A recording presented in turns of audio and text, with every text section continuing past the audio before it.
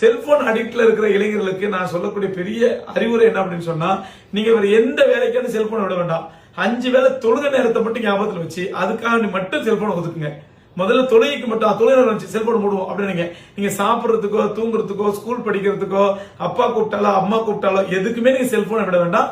முதல்ல அந்த தொழுகை நேரத்தை தெரிஞ்சுக்கிட்டு அந்த தொழுகை நேரத்துக்கு மட்டும் செல்போனை அவாய்ட் பண்ணி பழகுங்க. தொழுத பிறகு அல்லாட்ட கேளுங்க, எல்லாம் இந்த செல்போன் அடிக்ட் என் வாழ்க்கையை பாழாக்கிட்டு இருக்குது, எனக்கு இந்த செல்போன் அடிக்ஷன்ல இருந்து பாதுகாத்துறது அல்லாட்ட கேளுங்க. ரப்பல் ஆலமீன் இந்த செல்போன் அடிக்ஷன் வந்து உங்களை பாதுகாப்பா உங்களுடைய வாழ்க்கையை ஒரு ஒளிமயமான வாழ்க்கையாக பிரைட்டன் லைஃபாக ரப்பல் ஆலமீன் உங்க வாழ்க்கை அமைச்சு கொடுப்பான். ஆகவே நம் வாழ்க்கை நம் கையில தான் இருக்குது.